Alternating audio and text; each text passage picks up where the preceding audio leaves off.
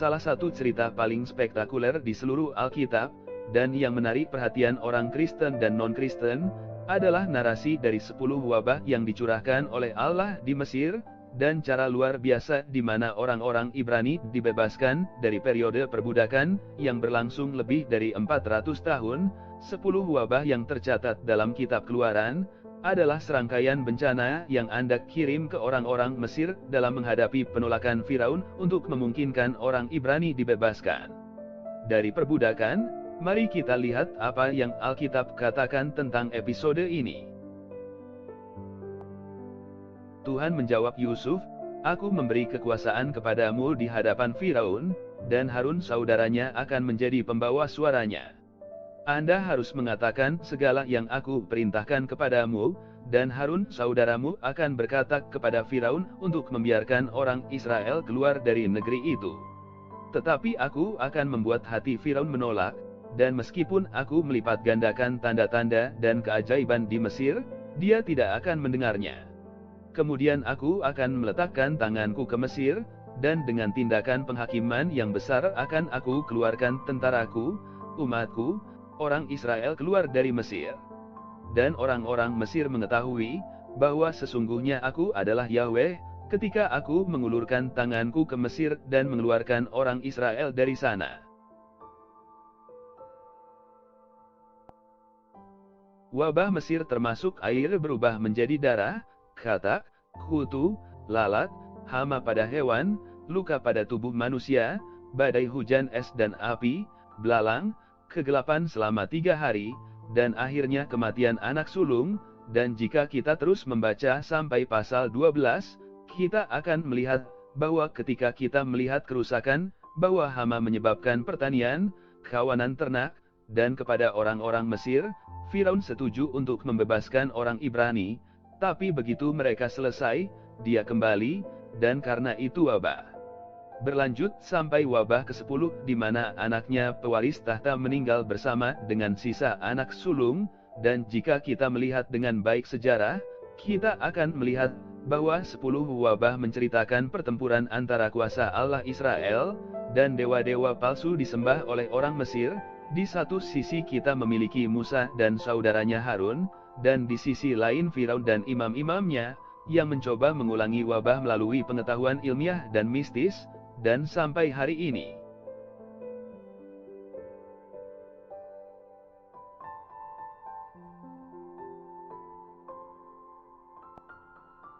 Banyak orang masih bertanya-tanya apakah 10 wabah benar-benar ada, dan jika mereka memiliki alasan ilmiah mengapa mereka telah terjadi.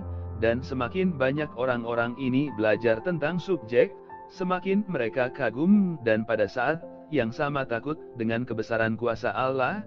Dan dalam beberapa tahun terakhir, gelombang yang sangat mirip dengan 3 dari 10 wabah Mesir terjadi di seluruh dunia, meninggalkan banyak orang tertarik akan menjadi tanda-tanda Tuhan atau hanya kebetulan.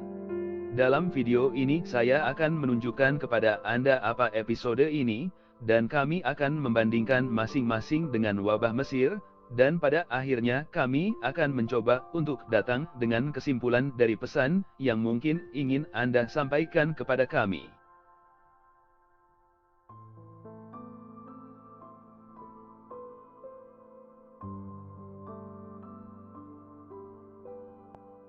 Tapi sebelum itu saya ingin meminta Anda sudah meninggalkan seperti Anda, berlangganan saluran saya, dan aktifkan Tinker Bell untuk diperingatkan oleh YouTube setiap kali saya menaruh video baru.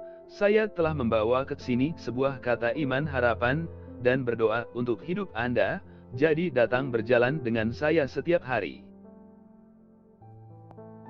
Sekarang ya ayolah, tradisi Yahudi memberitakan bahwa semua malapetaka yang menghancurkan Mesir pada zaman Musa muncul lagi sebelum penghakiman terakhir, dan sebelum kepercayaan orang-orang yang terpilih oleh Allah tetap menjadi pertanyaan, apakah 7 bencana lainnya menyerang lagi segera? Mari kita lihat 3 tanda bahwa 10 hama mungkin muncul kembali. Wabah pertama, hujan es. Alkitab mengatakan bahwa wabah ke-7 yang jatuh di Mesir adalah badai hujan es yang sangat kuat, Mari kita baca apa yang tertulis dalam Eksodus bab 9. Ketika Musa mengulurkan tongkatnya ke sorga, Tuhan mendatangkan guntur dan hujan es, lalu kilat jatuh ke atas bumi. Demikianlah Tuhan membuat hujan es di atas tanah Mesir.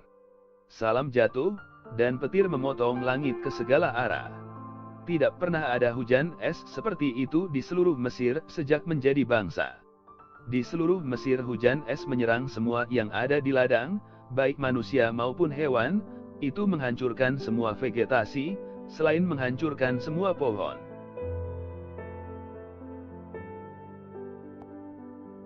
Dan seperti pada saat itu, baru-baru ini hujan badai jauh lebih besar daripada yang biasanya dicatat oleh ahli meteorologi muncul di lokasi yang tidak terduga. Di Arab Saudi misalnya, salah satu batu es yang jatuh dari langit adalah ukuran bola basket. Sudah di Swaziland, dekat Afrika dari Selatan, hujan es begitu intens bahwa itu membunuh seluruh kawanan ternak. Dan tidak hanya itu, pada awal 2020 badai dengan angin 116 km per jam, dan hujan es ukuran bola golf, rumah hancur, mobil, membunuh hewan, dan meninggalkan beberapa wisatawan terluka di Australia. Detail adalah bahwa negara itu menderita salah satu yang terbesar pembakaran dalam semua sejarah. Api memakan hutan selama lebih dari 4 bulan, tanpa berhenti sehari.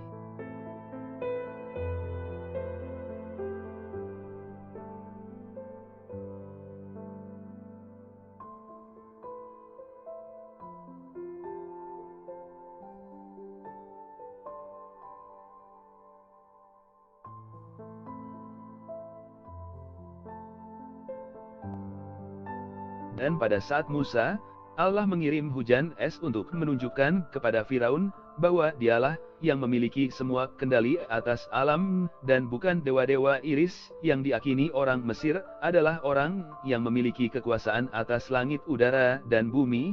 Dan hari ini apa yang Tuhan ingin katakan kepada kita jika badai hujan es ini benar-benar tanda-tanda murka?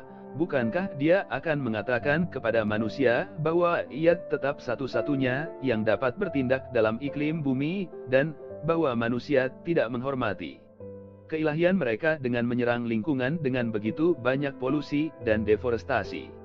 Ketika Tuhan menciptakan langit bumi dan apa yang ada di dalamnya, Ia melihat bahwa itu baik, dan kita tidak berhak untuk membinasakan mereka.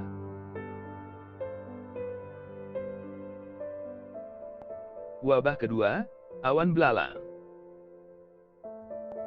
Tepat setelah hujan es, Tuhan mengirim ke Mesir wabah belalang yang mencoba menghancurkan sisa vegetasi yang tersisa dari bencana sebelumnya. Mari kita lihat apa yang tertulis dalam Eksodus bab 10.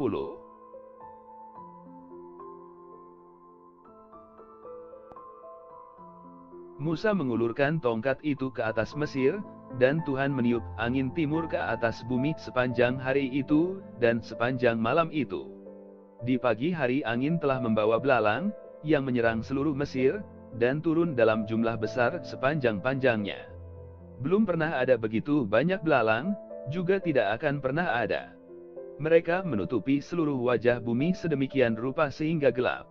Mereka melahap semua hujan es yang tersisa, semua tumbuh-tumbuhan dan segala buah pohon.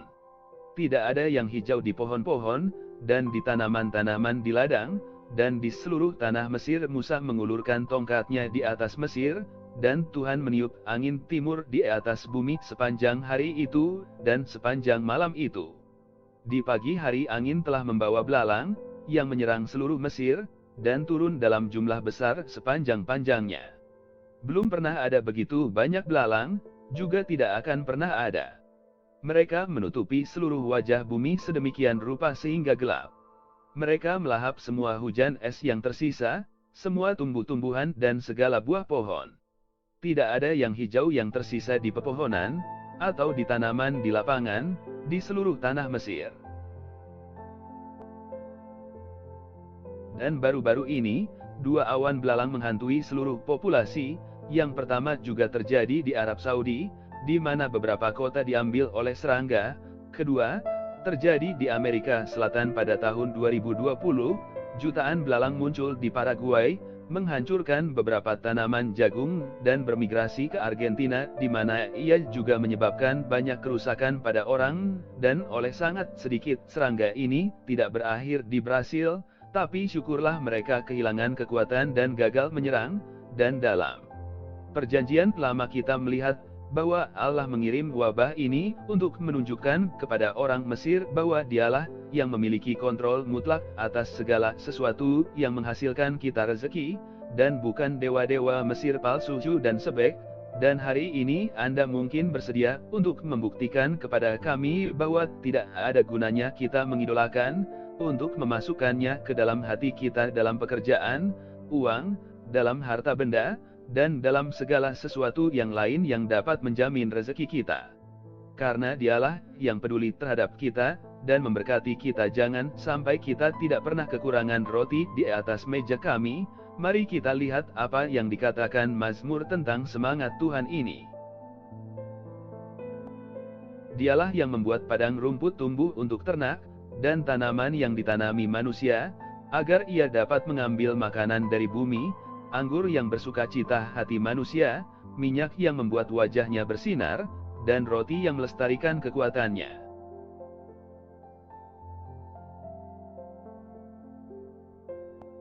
Dan wabah ketiga, kegelapan.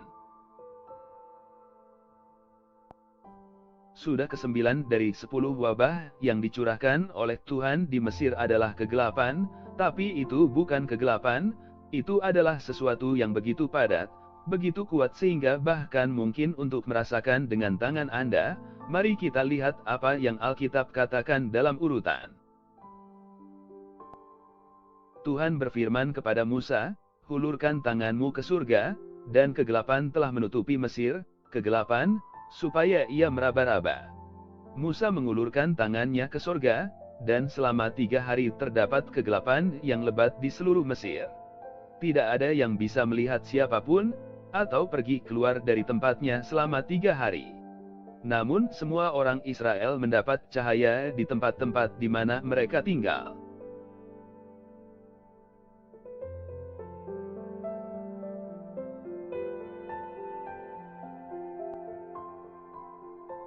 Dan pada tahun 2017, gerhana matahari total, yang terjadi di Amerika Serikat, menarik perhatian para peneliti di seluruh dunia. Karena ini belum ada gerhana, segera setelah berakhir, salah satu musim badai paling dahsyat dalam sejarah dimulai di negara itu, meninggalkan banyak orang mati dan terluka, dan oleh membuat jutaan orang Amerika harus menghabiskan hari dan hari lagi terkunci di rumah mereka. Apakah Anda melihat bagian yang baru saja kita baca?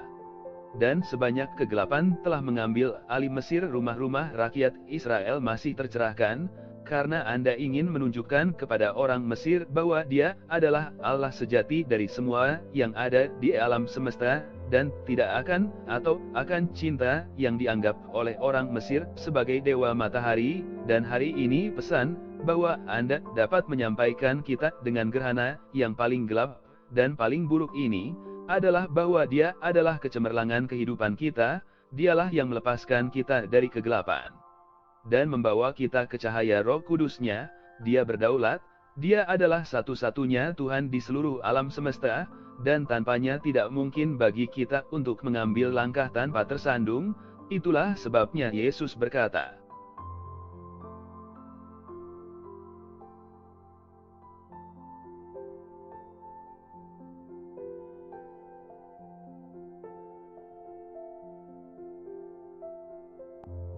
berbicara lagi kepada orang-orang, Yesus berkata, "Akulah terang dunia.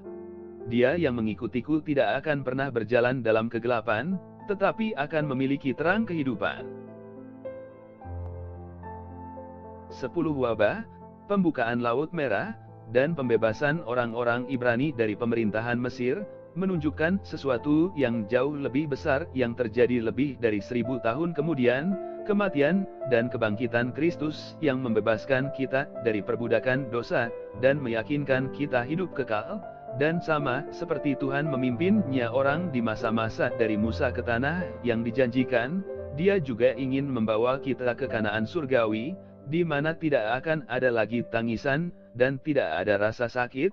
Jadi, kita harus menyerahkan hidup kita Yesus, bertobat dari dosa-dosa kita, dan mengikuti jalannya setiap hari, dan ketika Kristus kembali, kita akan bersamanya untuk selama-lamanya.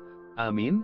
Jika Anda menyukai pesan ini, berbagi dengan teman-teman Anda, dan berlangganan saluran saya. Tuhan memberkati Anda.